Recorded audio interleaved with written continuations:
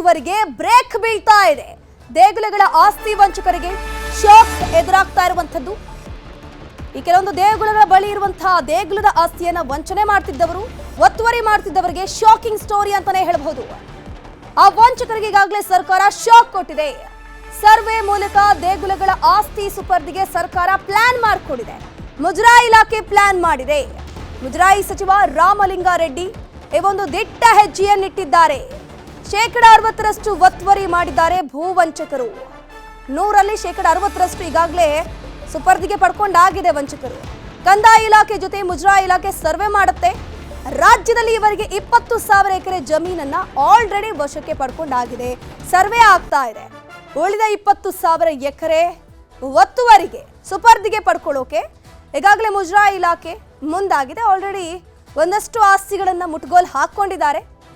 ಹಾಗಾಗಿ ಅಲ್ಲೆಲ್ಲ ಸರ್ಕಾರಿ ಒಂದು ದೇವಸ್ಥಾನಗಳು, ಮುಜರಾಯಿ ಇಲಾಖೆಗೆ ಸಂಬಂಧಪಟ್ಟ ದೇವಸ್ಥಾನಗಳು ಏನಿದೆ ಅದರ ಪಕ್ಕದಲ್ಲಿರುವಂತಹ ಒಂದಷ್ಟು ಜಾಗಗಳನ್ನ ವಶಕ್ಕೆ ಪಡ್ಕೊಂಡು ಕೆಲ ವಂಚಕರು ತಮ್ಮದು ಅಂತ ಬಿಂಬಿಸ್ತಾ ಇದ್ರು. ಸದ್ಯಕ್ಕೆ ಆ ಎಲ್ಲ ಆಸ್ತಿಗಳನ್ನ ಮುಜರಾಯಿ ಇಲಾಖೆ ಒಂದೊಂದು ಹಂತವಾಗಿ ಮುಟ್ಟುಗೋಲು ಹಾಕ್ತಾ ಇದೆ.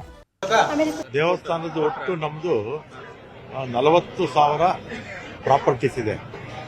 ಅದರಲ್ಲಿ 36,000 ಜಮೀನು ಎಕರೆಗಟ್ಟಲೆ 36,000 ಎಕರೆ ಜಮೀನು, 4,000 ಪ್ರಾಪರ್ಟೀಸು ಅರ್ಬನ್ನಲ್ಲಿ, ನಗರ ಪ್ರದೇಶಗಳಲ್ಲಿ. ಅದರಲ್ಲಿ ಒಟ್ಟು 17,500 ಎಕರೆ ದೇವಸ್ಥಾನದ ಹೆಸರಿಗೆ ಬಂದಿದೆ. ಅಂದರೆ ಆಯಾ ದೇವಸ್ಥಾನಕ್ಕೆ ಸೇರಬೇಕಲ್ಲ, ಆಯಾ ದೇವಸ್ಥಾನದ ಹೆಸರಿಗೆ ಬಂದಿದೆ. ಇನ್ನು ಉಳಿದಿರ್ತಕ್ಕಂಥ 2,500 ನಗರ ಪ್ರದೇಶದ್ದು ದೇವಸ್ಥಾನಗಳ ಹೆಸರು ಬಂದಿದೆ. ಅಂದರೆ ಆಲ್ಮೋಸ್ಟ್ 50% ಆಯಿತು. 20% ಪ್ರಾಪರ್ಟೀಸು ದೇವಸ್ಥಾನದ ಹೆಸರಿಗೆ ಬಂದಾಯಿತು. ಇನ್ನು ಉಳಿದಿರ್ತಕ್ಕಂಥ ಇನ್ನೂ 20,000 ಪ್ರಾಪರ್ಟೀಸು ಇನ್ನೊಂದು ವರ್ಷದಲ್ಲಿ ಬಹುತೇಕ ಎಲ್ಲ ಮುಗಿದೋಗುತ್ತೆ. 2023ಕ್ಕಿಂತ ಮುಂಚೆ ಬರೀ 3,500 ಪ್ರಾಪರ್ಟೀಸು ದೇವಸ್ಥಾನದ ಹೆಸರಲ್ಲಿತ್ತು. ಈಗ 16,500 ಹೆಚ್ಚುವರಿಯಾಗಿ 20 ಆಯಿತು. ಇನ್ನೂ 20 ಇದೆ. ಅದು ಸರ್ವೆ ಅವರೆಲ್ಲ ಮಾಡ್ತಾ ಇದ್ದಾರೆ. ಎಲ್ಲ ಸರ್ವೆ ಮಾಡ್ತಾ ಇದ್ದೀವಿ. ಇನ್ನೊಂದು ವರ್ಷದಲ್ಲಿ ಫುಲ್ 100% ಕ್ಲಾರಿಟಿ ಬರುತ್ತೆ. ಎಲ್ಲ ಎನ್ಕ್ರೋಚ್ಮೆಂಟ್ ತೆಗಿತಾ ಇದ್ದೀವಿ. ಆಮೇಲೆ ಎಲ್ಲ ಡಾಕ್ಯುಮೆಂಟ್ಸು ಪಕ್ಕಾ ಮಾಡ್ತಾ ಇದ್ದೀವಿ. ಗೆಜೆಟ್ ಮಾಡ್ತಾ ಇದ್ದೀವಿ ನಮ್ಮ ಪ್ರಾಪರ್ಟೀಸು. ಮೊದಲೆಲ್ಲ ಈ ಸಿಸ್ಟಮ್ ಇರಲಿಲ್ಲ.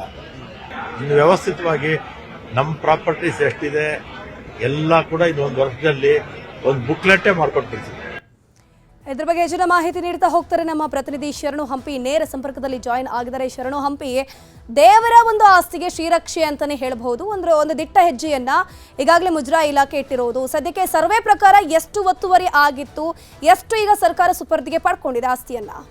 ಧನುಶ್ರೀ, ನಮ್ಮ ರಾಜ್ಯದಲ್ಲಿ ಮುಜರಾಯಿ ಇಲಾಖೆಯ ವ್ಯಾಪ್ತಿಯಲ್ಲಿ ಎ ವರ್ಗ, ಬಿ ವರ್ಗ, ಸಿ ವರ್ಗ, ಡಿ ವರ್ಗ ಈ ರೀತಿಯಾಗಿ ವರ್ಗೀಕರಣವನ್ನು ಮಾಡಿದೆ. ಸೊ ಈ ಹಿನ್ನೆಲೆಯಲ್ಲಿ ಈ 4 ವರ್ಗೀಕರಣದಲ್ಲಿರುವಂಥ ಮುಜರಾಯಿ ವ್ಯಾಪ್ತಿಯಲ್ಲಿರುವಂಥ ದೇವಸ್ಥಾನಗಳು ಒಟ್ಟು 34,000ಕ್ಕೂ ಹೆಚ್ಚು ದೇವಸ್ಥಾನಗಳಿದ್ದಾವೆ. ಇದರಲ್ಲಿ ಎ, ಬಿ, ಸಿ ಭಾಳ ಪ್ರಮುಖವಾದಂಥ ದೇವಸ್ಥಾನಗಳು. ಸೊ ಇವೆಲ್ಲ ಕೂಡ ನೋಡಿದ್ರೆ 6,000 ದೇವಸ್ಥಾನಗಳಿದ್ದಾವೆ ಅನ್ನುವಂಥ ಮಾಹಿತಿ ಲಭ್ಯ ಆಗ್ತಾ ಇರೋದು. ಇದರಲ್ಲಿ ಒಟ್ಟು 40,000ಕ್ಕೂ ಹೆಚ್ಚು, ಅಂದರೆ ಮುಜರಾಯಿ ಇಲಾಖೆ ವ್ಯಾಪ್ತಿಯಲ್ಲಿರುವಂಥ ದೇವಸ್ಥಾನಗಳಲ್ಲಿ 40,000 ಎಕರೆಗಿಂತಲೂ ಕೂಡ ಹೆಚ್ಚು ಆಸ್ತಿ ಇತ್ತು. 2023ರಲ್ಲಿ, ಅಂದರೆ 3 ವರ್ಷದ ಹಿಂದೆ ನೀವು ಇಮ್ಯಾಜಿನ್ ಮಾಡ್ಕೊಳ್ಳಿ, 2023ರಲ್ಲಿ ಕೇವಲ 3,500 ಆಸ್ತಿಯನ್ನು ಮಾತ್ರ ಮುಜರಾಯಿ ಇಲಾಖೆಯ ವ್ಯಾಪ್ತಿಗೆ ತೆಗೆದುಕೊಳ್ಳಲಾಗಿತ್ತು.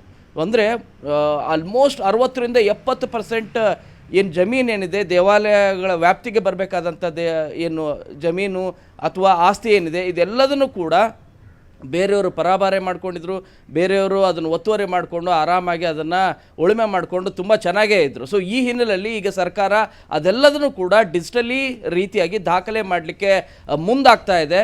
ಕಳೆದ 1 ವರ್ಷದಲ್ಲಿ 16,500ಗಿಂತಲೂ ಕೂಡ ಹೆಚ್ಚು ಎಕರೆ ಜಮೀನನ್ನೆಲ್ಲವನ್ನು ಕೂಡ ದೇವಸ್ಥಾನ, ಯಾವ್ಯಾವ ದೇವಸ್ಥಾನ ಇದ್ದಾವೆ ಅದರಲ್ಲಿ ಭಾಳ ಪ್ರಮುಖವಾದಂಥ ದೇವಸ್ಥಾನ, ಕುಕ್ಕೆ ಸುಬ್ರಹ್ಮಣ್ಯ ದೇವಸ್ಥಾನ ಇರ್ಬೋದು, ನಿಮಗೆ ಬಹುತೇಕ ರಾಜ್ಯದಲ್ಲಿರುವಂಥ ಎಲ್ಲ ಜಿಲ್ಲೆಗಳಲ್ಲಿರುವಂಥ ಪ್ರಮುಖ ದೇವಾಲಯಗಳಲ್ಲೂ ಕೂಡ ದೇವಾಲಯದ ವ್ಯಾಪ್ತಿಗೆ ಬರುವಂಥ ಅಥವಾ ದೇವಾಲಯದ ಹೆಸರಿನಲ್ಲಿ ಇರಬೇಕಾದಂಥ ಜಮೀನೇನಿದೆ ಅವನ್ನು ಬೇರೆಯವರು ಪರಾಭಾರೆ ಮಾಡಿಕೊಂಡು ಒತ್ತುವರಿ ಮಾಡಿಕೊಂಡು ಅದನ್ನು ಏನು ಯೂಸ್ ಮಾಡ್ತಾಯಿದ್ರು. ಈಗ ಅದೆಲ್ಲದಕ್ಕೂ ಕೂಡ ಕಡಿವಾಣ ಹಾಕಲಿಕ್ಕೆ ಮುಜರಾಯಿ ಇಲಾಖೆ ಮುಂದಾಗ್ತಾ ಇದೆ. 2023ರಲ್ಲಿ 3,500 ಎಕರೆನ ಮಾತ್ರ ವಶಪಡಿಸ್ಕೊಳ್ಳಲಿಕ್ಕೆ ಸಾಧ್ಯ ಆಗಿತ್ತು. ಈಗ ಕಳೆದ 1 ವರ್ಷದಲ್ಲಿ 16,500ಗಿಂತಲೂ ಕೂಡ ಹೆಚ್ಚು ಎಕರೆಯನ್ನು ಈಗ ವಶಪಡಿಸಿಕೊಳ್ಳುವಂಥ ಕಾರ್ಯವನ್ನು ಮಾಡಿದ್ದಾರೆ, ಗೆಜೆಟ್ ಮಾಡ್ತಾ ಇದ್ದಾರೆ. ಎಲ್ಲದೂ ಕೂಡ ಪ್ರಾಪರ್ ಡಾಕ್ಯುಮೆಂಟ್ಸ್, ಇಂಟಿಗ್ರೇಟೆಡ್ ಸಿಸ್ಟಮ್ ರೀತಿಯಾಗಿ ಕಂದಾಯ ಇಲಾಖೆಯ ಜೊತೆಗೆ ಸರ್ವೆ ಮಾಡ್ತಿರುವ ಪರಿಣಾಮವಾಗಿ ಮುಜರಾಯಿ ಇಲಾಖೆ ಈಗ ಅವುಗಳೆಲ್ಲವನ್ನು ಕೂಡ ವಶಪಡಿಸಿಕೊಳ್ಳುವಂಥ ಕಾರ್ಯ ಆಗ್ತಾ ಇದೆ. ಆದರೆ ಇನ್ನೂ ಅರ್ಧದಷ್ಟು ಅಂದರೆ 50% ಇನ್ನೂ ಕೂಡ ಒತ್ತುವರಿ ಮಾಡಿಕೊಂಡ್ರು ಯಾರ್ಯಾರಿದ್ದಾರೆ ಆ ದೇವಾಲಯಗಳು, ಅವುಗಳನ್ನೆಲ್ಲವನ್ನು ಕೂಡ ಡಿಜಿಟಲೀಕರಣ ಮಾಡಿ ಈ ಖಾತೆಗಳ ಮೂಲಕ ಆಸ್ತಿಯನ್ನು ಯಾವ್ಯಾವ ದೇವಾಲಯ ಇದೆ ಆ ದೇವಾಲಯಗಳ ವ್ಯಾಪ್ತಿಗೆ ಸೇರಿಸುವಂಥ ಕಾರ್ಯವನ್ನು ಕಾಂಗ್ರೆಸ್ ಸರ್ಕಾರ ಮಾಡ್ತಾ ಇದೆ. ಅದರಲ್ಲೂ ಕೂಡ ಮುಜರಾಯಿ ಇಲಾಖೆಯ ಸಚಿವರಾದಂಥ ರಾಮಲಿಂಗಾರೆಡ್ಡಿ ಅವರು ಈ ಕಾರ್ಯವನ್ನು ತುಂಬ ಪರ್ಸ್ನಲಿ ಇನಿಷಿಯೇಟ್ ತೆಗೆದುಕೊಂಡು ಮಾಡ್ತಾ ಇದ್ದಾರೆ. ದೇವಾಲಯಗಳ ವ್ಯಾಪ್ತಿಯಲ್ಲಿ ಇಷ್ಟು ಪರಾಭಾರಿ ಆಗಿದೆ, ಒತ್ತುವರಿ ಆಗಿದೆ, ಈ ಕಾರ್ಯವನ್ನು ನಾವು ಕೂಡಲೇ ಮಾಡಬೇಕು, ಇಲ್ಲದೆ ಹೋದರೆ ಇದು ಬೇರೆಯವರ ಒತ್ತಾಗತ್ತೆ ಅಥವಾ ಸ್ವತ್ತಾಗತ್ತೆ, ಅದನ್ನು ಹಾಗಾಗಲಿಕ್ಕೆ ಬಿಡೋದಿಲ್ಲ ಅಂತಲೂ ಕೂಡ ಈಗಾಗಲೇ ಒತ್ತುವರಿದಾರರಿಗೆ ಎಚ್ಚರಿಕೆಯನ್ನು ನೀಡಿದ್ದಾರೆ. ಧನುಶ್ರೀ, ಶರಣಾಂಪಿಗಾಗಲೇ ಸರ್ವೆ ನಿಂತಿದೆಯಾ? ಸರ್ವೆ ಇನ್ನೂ ಕೂಡ ಮುಂದುವರಿಸಲಾಗಿದೆ. ಇನ್ನೊಂದು ಕಡೆ ದೇವಸ್ಥಾನಗಳು 80-100 ವರ್ಷದ ಇತಿಹಾಸ ಹೊಂದಿರುವಂತಹ ದೇವಸ್ಥಾನಗಳಿರುತ್ತೆ. ಸೊ ಅಲ್ಲಿ ಕೆಲವರು ಏನು ಮಾಡ್ತಾರೆ, ತುಂಬಾ ವರ್ಷದಿಂದ ಒತ್ತುವರಿ ಮಾಡ್ಕೊಂಡಿರ್ತಾರೆ, ಪ್ರಾಪರ್ ಆಗಿರುವಂತಹ ದಾಖಲೆ ಇರುತ್ತೆ. ಅವ್ರ ವಿರುದ್ಧ ಯಾವ ರೀತಿ ಆಕ್ಷನ್ ಆಗಬಹುದು?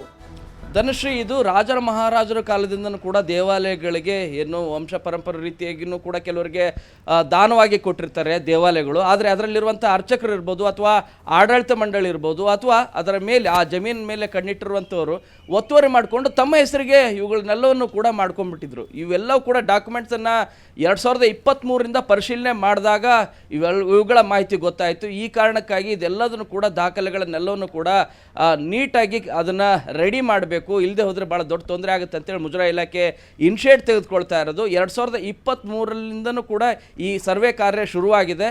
ಕಳೆದ 2 ವರ್ಷದಲ್ಲಿ 3,500 ಮತ್ತು 16,500 ಒಟ್ಟು 20,000 ಈ ಇಲ್ಲಿವರೆಗೂ ಕೂಡ ಜಮೀನೇನಿದೆ ಅವುಗಳೆಲ್ಲವನ್ನು ಕೂಡ ವಶಪಡಿಸಿಕೊಳ್ಳುವಂಥ ಕಾರ್ಯ ಅಂದರೆ ಸರ್ಕಾರದ ವ್ಯಾಪ್ತಿಗೆ, ಮುಜರಾಯಿ ಇಲಾಖೆ ವ್ಯಾಪ್ತಿಗೆ ಮಾಡುವಂಥ ಕಾರ್ಯವನ್ನು ಮಾಡಿದೆ.